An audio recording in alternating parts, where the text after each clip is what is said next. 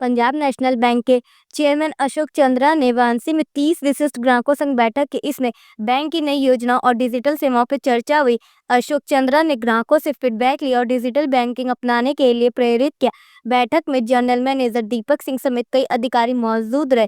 अशोक चंद्रा ने कहा कि ग्राहक ही बैंक की सबसे बड़ी पूंजी और उनकी संतुष्टि पीएनबी की प्राथमिकता है। बैठक से ग्राहकों और बैंक का विश्वास और मजबूत हुआ। आप बनारस दौरे पर आए और यहाँ पर वाराणसी जोन ऑफिस के कर्मचारी, कस्टमर सबसे आप मिले।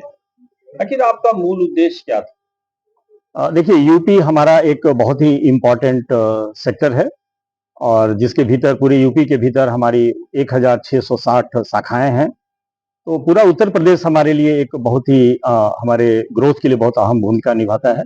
आज मेरा वाराणसी का जो दौरा हुआ उसके अंतर्गत मैंने 2 प्रोग्राम यहाँ पे रखे हैं।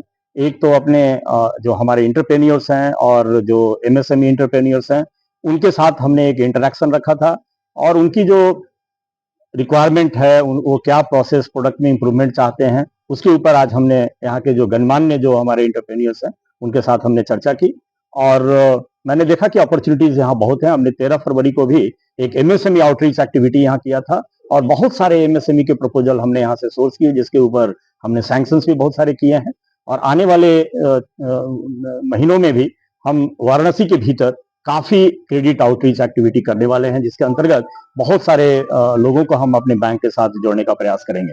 दूसरा, आज हमारा जो कार्यक्रम है हम यहाँ के सारे स्टाफ के साथ एक टाउन हॉल मीटिंग कर रहे हैं जहाँ की हम अपने स्टाफ के साथ भी इंटरेक्ट करके उनकी जो फीडबैक है पीयर बैंक्स में क्या हो रहा है उसको समझने का प्रयास करेंगे।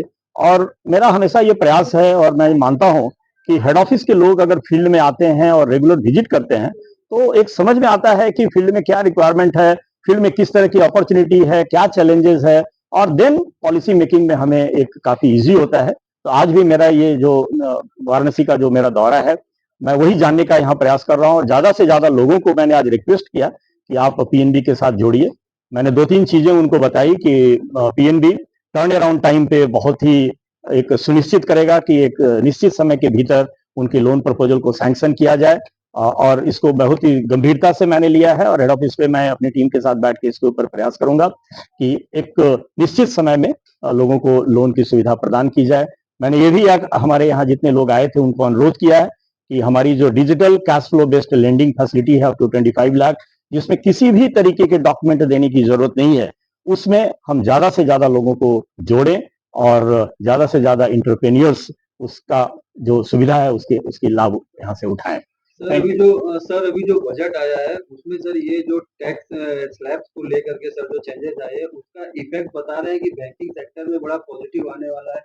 लगभग 42-45,000 करोड़ सर ज्यादा है। क्या लगता है सर? देखिए, इस बजट के भीतर बहुत सारे ऐसे प्रावधान किए गए हैं जिसमें आम जनता को भी काफी सहूलियत होने वाली है और बैंकों के माध्यम से बैंकों के भीतर जो नई स्कीम्स जो लागू की गई हैं, जो स्कीम्स की घोषणा की गई है वो सारी स्कीम्स आई थिंक ज्यादा से ज्यादा इंटरप्रेन्योर्स को उसका लाभ मिलने वाला है और ये जो इनकम टैक्स की प्रावधान में जो छूट दी गई है डेफिनेटली लोगों की डिस्पोजेबल इनकम बढ़ेगी, लोगों की सेविंग बढ़ेगी, एक्सपेंडिचर इन्वेस्टमेंट बढ़ेगा।